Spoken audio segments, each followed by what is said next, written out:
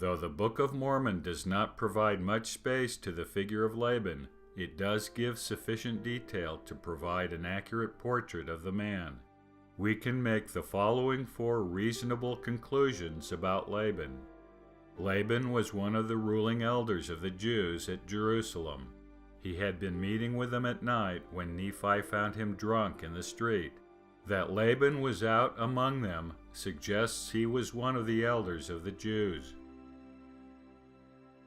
Zoram, Laban's servant, intimated to Nephi that Laban was deeply involved in the affairs of the elders of the Jews.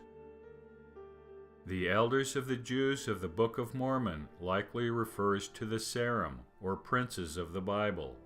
These were high officials of the king and at the time of Zedekiah had essentially taken over the government of the kingdom.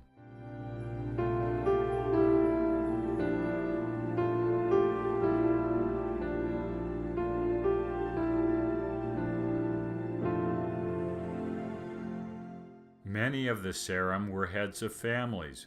Laban's possession of the brass plates with its family genealogy indicates he was a family head.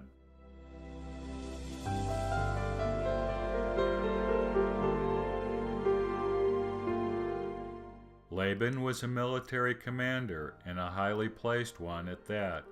He commanded 50 men and even tens of thousands in the field if needed. Laban's troops are what frightened Laman and Lemuel.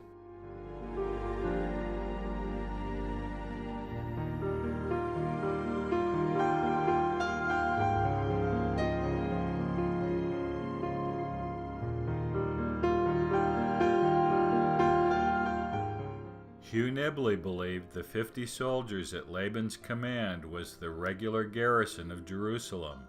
The tens of thousands referred to the field troops during the time of war.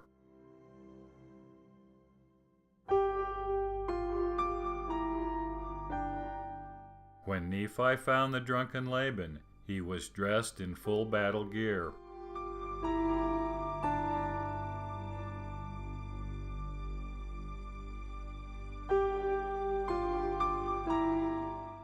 Laban had been meeting with the elders of the Jews at night, likely a secret military planning meeting.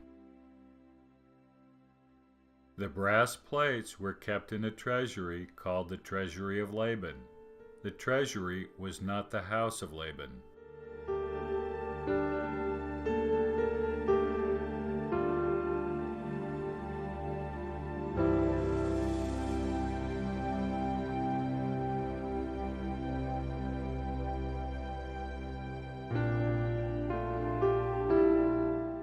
It is possible that the treasury of Laban was one of the many temple treasuries, though this cannot be determined with any certainty. As would be expected, given his elite status, Laban was wealthy and had numerous servants to attend him. When he sent his servants to slay Nephi and his brethren, he must have sent a reasonably large contingent to ensure success.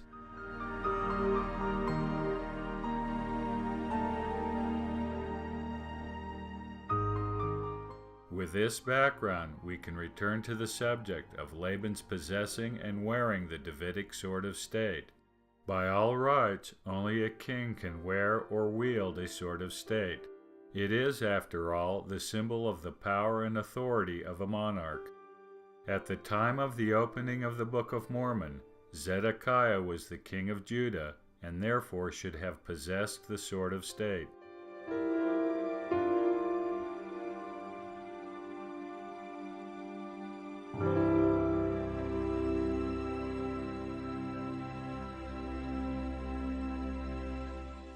Alternatively, the sword could have been stored in the temple treasury designated for its keeping.